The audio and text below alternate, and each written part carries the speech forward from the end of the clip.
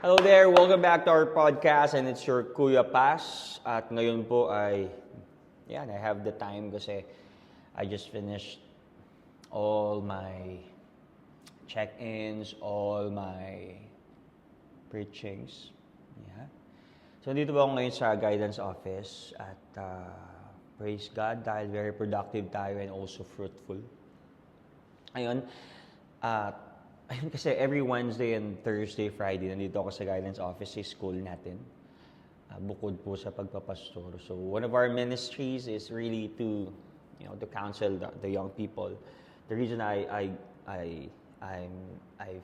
finishing or I'm pursuing my MA sa guidance counseling para makatulong sa the next generation. Especially ang dami po mga suicidal ngayon and also yung mga nagkakaroon ng tendencies na magkaroon ng depression or anxiety, something like that. So, praise God, God gave me this ministry. And nandito ako ngayon, katapos lang gumawa ng preaching for our Miracle Night kasi ako yung mag-preach mamaya at 6 p.m. Then after 6 p.m., natatapos yun ng 7 p.m., meron kaming game sa Moncada. At hindi ko alam kung makakalaro pa ako doon kasi 6 p.m. yung game. Sana ma-late yung game. Sabi nung coach namin, habol na lang daw ako. Pero, of course, I have to prioritize preaching. But, yeah, if may time pa, okay, punta tayo doon. Pero yun na nga, okay.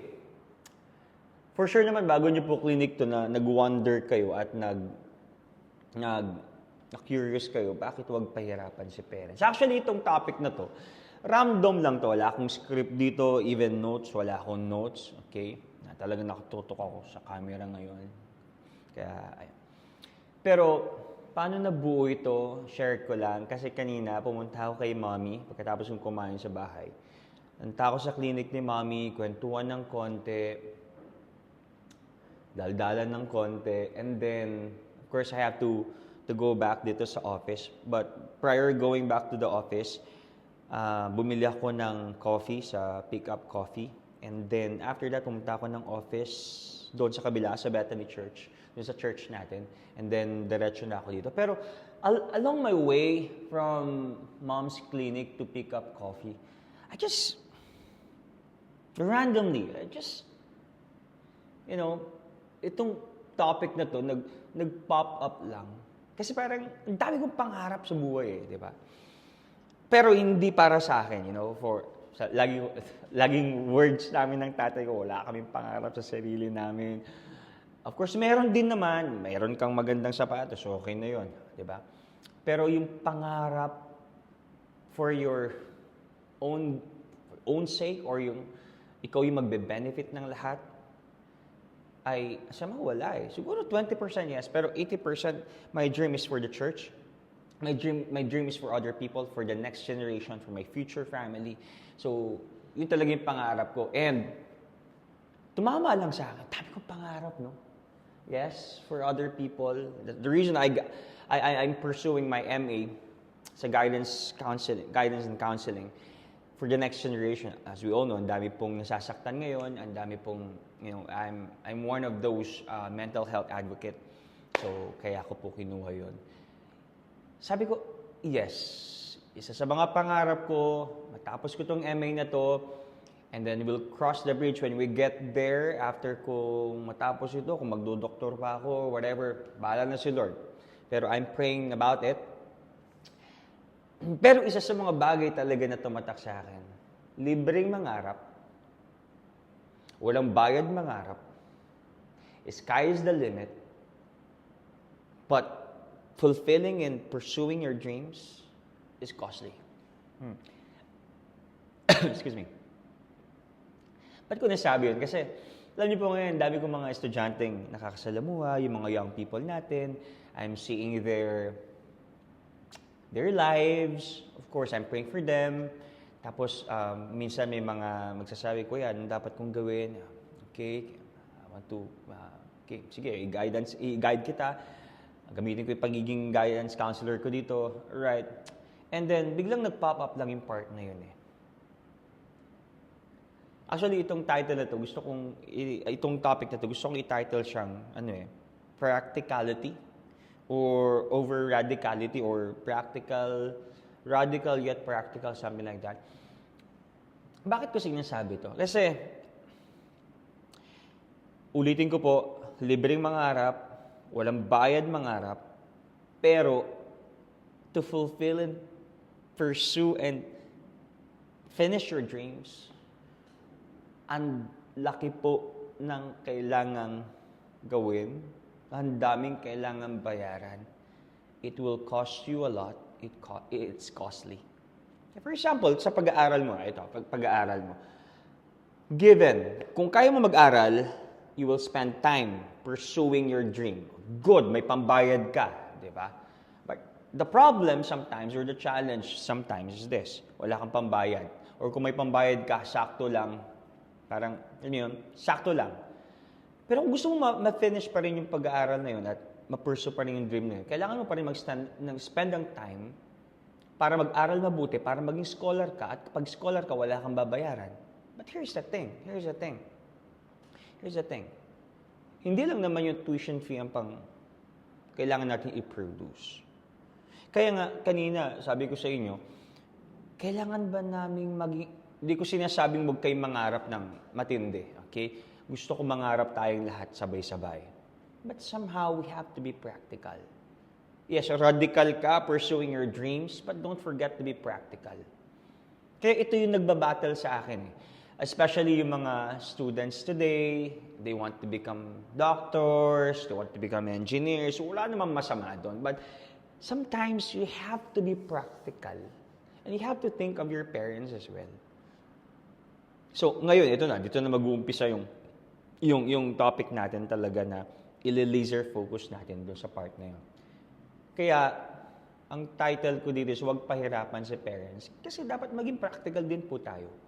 Wala namang problema na, okay, I want to go in Baguio, I want to go to Manila for my studies. But imagine this. Okay, given na may pangarap ka, ulitin ko, costly yung pangarap natin, something like that. Pero, let's be practical and sometimes we have to recognize the reality. Si mommy and daddy, minimum wage earner. Or to some, parang si daddy lang ang nagwo-work at housewife si mommy. Walang masama doon. Alright? Kinakayod at sinusulong at sinusuong nila at ginagawa nilang lahat para sa ating kapakanan at sa ating mga pangarap. Maganda po yun. Nothing wrong about pursuing our dreams and supporting our dreams. But sometimes we have to help them by being practical. Okay. Speaking of practical, for example, gusto mong mag-doktor. Dito po sa Tarlac or maybe to some province, walang mga school na nag-offer ng mga courses about for med. Okay? Especially here in Tarlac. Wala eh. Kailangan mo pang lumuwas ng Baguio, umakyat ng Baguio, lumuwas ng Manila, or pumunta sa Pampanga, or meron din dyan sa bandang Ilocos, yun ang mga pagkakaalam ko. Pero doon sa mga province na parang mga regular na probinsya, wala nag-o-offer ng medical courses. Here's the thing. For example, okay, Manila, going to Manila, or going to Baguio, ang minimum na tuition fee mo dyan is, the last time I asked, parang 80,000 in one SEM. Okay, one SEM, private. Okay, blessed ka na lang kung nakapasok ka sa mga state university, tapos scholar ka doon at wala kang babayaran doon. Okay, pero doon mo tayo sa part na sa private ka.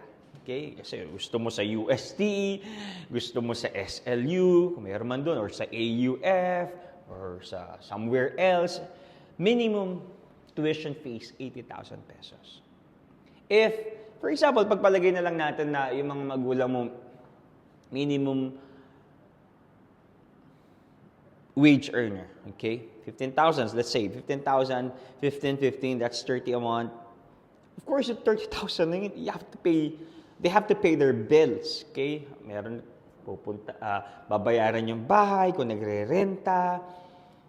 Ang dami mga senaryo sila. Gets ba ako? Internet ninyo, kung meron kayo, electric bill, water bill, and of course, yung pagkain ninyo. Imagine that. Kung sa isang SEM, for example, 5 months or 6 months, okay, that's 180,000. Tapos 80,000 agad yung makakaltas for your tuition. At hindi lang naman tuition ang babayaran mo doon dahil mayroon ka pang boarding house, minimum is 7,500. Minimum allowance mo kapag nasa Manila ka or maybe nasa Baguio ka, 2,000. That's 8,000 a month. Can you imagine that? Ngayon, kung tatanungin na, I'm speaking on behalf doon sa part na pagiging practical po. Kapag may pera ka, go ahead, alright? Businessman ka at sobra-sobra yung pera mo at kaya naman, go ahead. But what I'm telling here is, doon sa part ng maging practical tayo kasi hindi pa kaya ni mom, hindi pa kaya ni dad. Kaya wag pahirapan si parents ang topic nito. Okay naman, ulitin ko, okay na mangarap. Okay yung pursue mo yung dreams mo. But imagine that. 80,000, 7,500, or let's say 8,000 times, kasi yung water bill mo pa, or electric mo, iba, libre na doon. 8 times 6, ilan yung 8 times 6? That's 48,000. Can you imagine that? 2,000 weekly for 8,000 a month. 8 times 6, 48 plus 48, that's 96 plus 80. Ilan yun? 176,000 pesos. So, 4,000 na lang yung pera ng mga magulang mo pangkain nyo for the next 6 months. Pambayad ng water bill, ng electric bill, ng other expenses and groceries. 4,000. Dito nababaon yung mga magulang natin. At sa part naman ng, okay, sige, supportive yung mga parents natin. Okay, gusto nila tayong ikayod, gusto nila tayong igapang. Good, good. Pero saan kukuha si mommy at daddy? Mangungutang yan. So of course, they wanted to support you. They wanted, of course, to honor your dreams. Walang masama doon, ulitin ko po. Pero gaya nga ng sabi ko, 4,000 na lang ang pera, tapos mangungutang pa after that. Imagine nyo, yung cycle na yun. Kung nangutang sila per SEM for the next 8 years, sobrang baon na.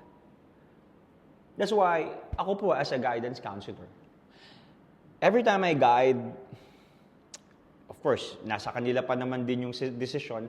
I'm here not to make a decision for other people. I'm here to empower their decisions and to show them the avenues na pwede nilang gawin. Kung akong tatanungin,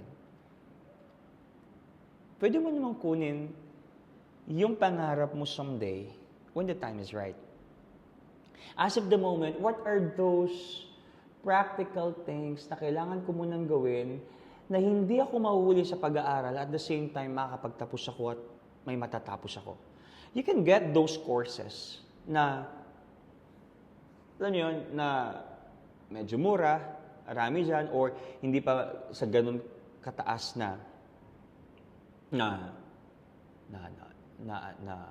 school, hindi ganun kamahal, or you can pursue state universities, or baka meron kang other options na courses na pwede mong kunin na okay din naman at magpuproduce sa'yo ng earnings, something like that. Now, I have to ask this question. Ito, very personal tong question na to. Why are you getting that course? Why do you get that course? Is that your personal belief? Is that your personal want? Or sinasabi lang ng peers mo sa'yo, kunin mo itong pagdodoktor kasi lahat kami magdodoktor. Dapat maging doktor ka rin para inka or para ganito kasi yung uso, malaking kita dito, whatever. First thing, ito, counseling na to. First thing na kailangan mo pong gawin is yung tinatawag natin crystallization. Crystallize your purpose. Is pagiging doktor my purpose in life? Or dahil lang nasway ako at ang mahihirapan dito yung mga magulang kasi pag-uutang nila ako at pinag-utang ko, tapos di ko rin matatapos kasi sobrang baon na kami, something like that. So, one of the things that you have to consider is you have to crystallize your purpose. What is your purpose? Di ba? Kung ang purpose mo naman talaga ay ganito, why not? Kasi most of the time, napapahamak at napapasubo tayo kasi sinabi lang sa atin ng mga peers natin at nakita lang natin sa mga influencers, something like that, something like that.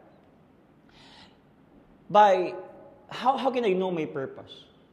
Kung saan ka magaling, kung saan ka tinatawag ng Panginoon, of course, kung saan magbe-benefit ka, and of course, your family. At kung kukuha ka ng course, ito yung part na kahit na, alam niyo po yun yung, of course, dapat passionate kayo about it, dapat masaya kayo about it, even though mahirap siya, pero parang hindi ka nagtatrabaho kasi nag-enjoy ka nga sa part na yun. At yung parang, this is my desire, this is my purpose. Hindi ko lang dahil narinig, hindi lang dahil malaki ang kita dito, something like that.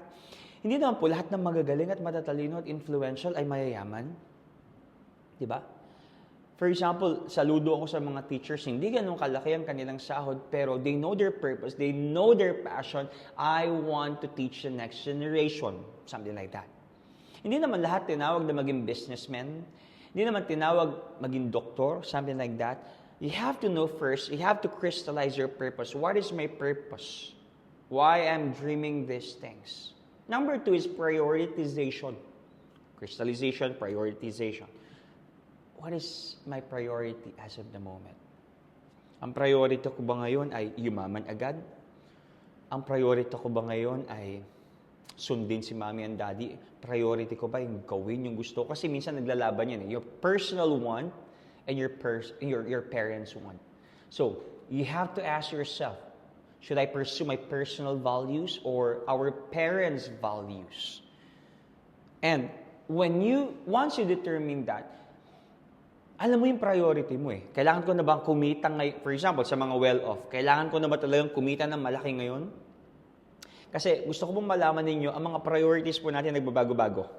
Okay? For example, ngayon, ang priority ko, single pa po ako eh. Do magpapakasal na tayo soon. Pero ang priority ko pa lang ngayon, as the moment, is yung sarili ko at yung mga konti-konti, mga minimal na bagay.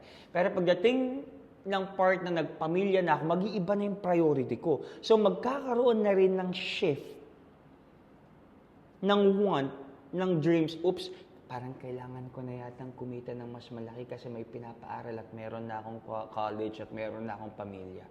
As of the moment, the priority ko is this, okay? I'm a guidance counselor, I'm a pastor. Of course, that's my calling. At pinagpe-pray ko na hanggang dulo ito ang calling ko and I'm enjoying doing this. This is my priority.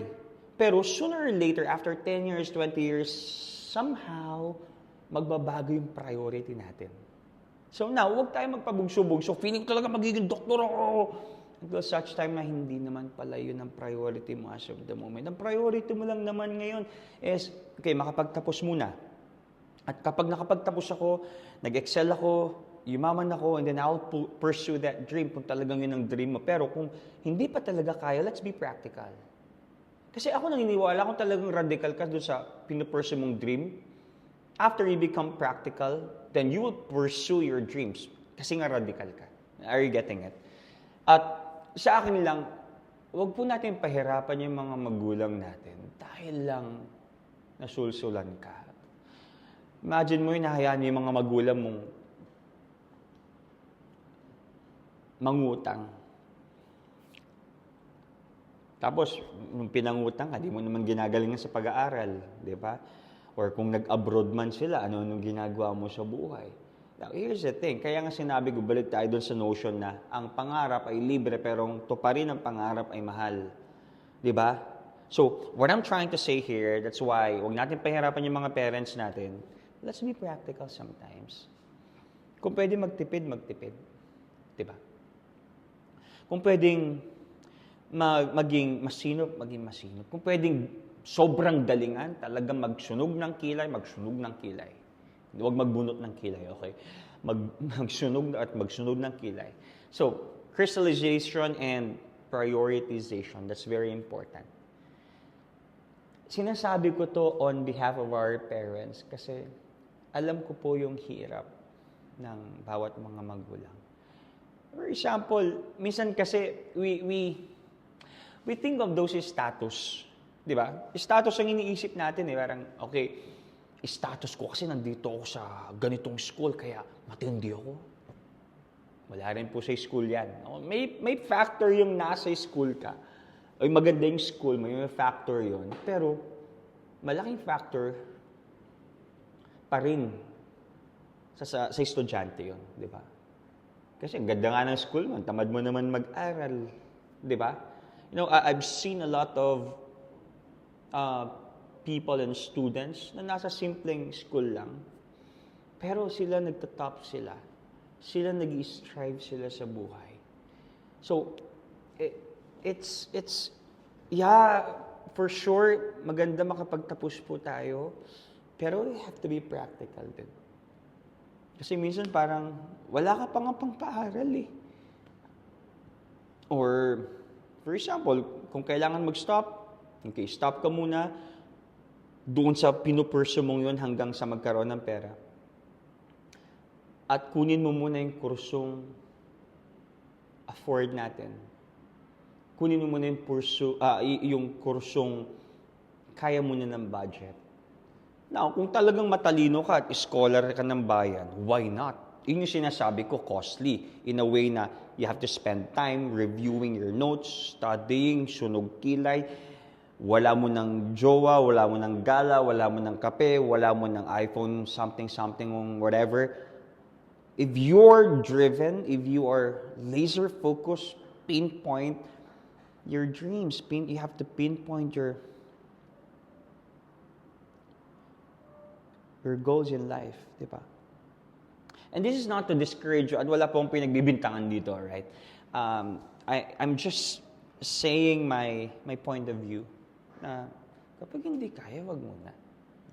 Ngayon, pag pinag-aral ka ni tita, ni tito, ni kuya, at available naman, at able naman sila, and willing naman sila, why not?